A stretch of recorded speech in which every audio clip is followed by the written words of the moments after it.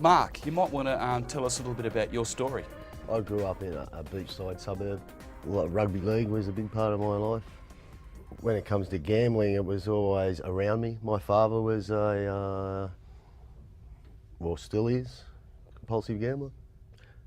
It was around me for a long time.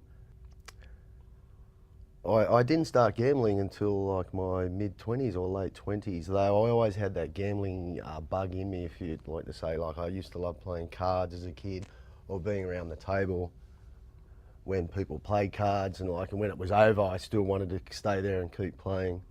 At school, throwing 20-cent pieces up against a brick wall, or cards for sports cards and so forth.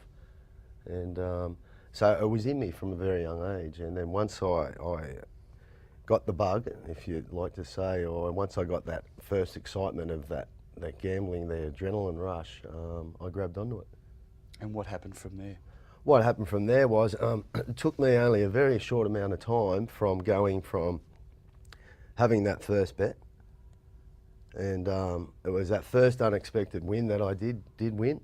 And I think from the first time when I did gamble, I would have won extra, it might have been a few $1,000s, and I chased that until I lost a unit.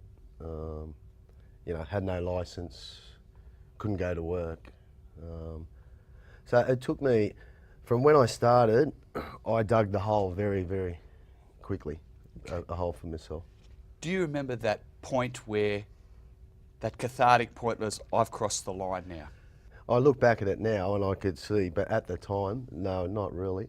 Not really. There was times, when I had, say, for instance, I might have had parking fines. I wouldn't pay the parking fines, therefore I lost my licence. There's a lot of talk about rock bottom. Where was rock bottom for Mark? Well, as Tommy knows and Rob, every rock bottom's got a trapdoor to it.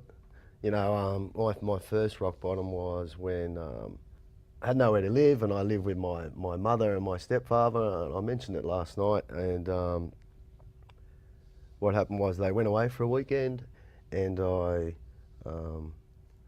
stole stuff. I say steal now, I used to say borrow in those times. But I still took stuff out of the place.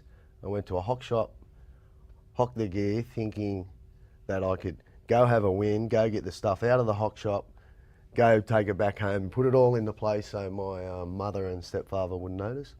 And they had an inkling something was wrong, and they come back at about 3 hours later and come back home to a house with no stereo, my mum's wedding ring, jewellery, whatever I could hock at a hock shop.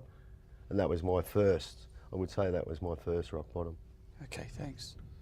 If I can interject, now we're hearing from the real experts, but that's why Dr. Custer's contribution was so significant, because people who don't know about problem gambling, if they heard that story, they're not going to see Mark as the giving, loving, warm man that he is. They're going to say, well, he's a crook. That son of a bitch stole from his parents. Of course he's got a personality disorder. He's got a criminal mind.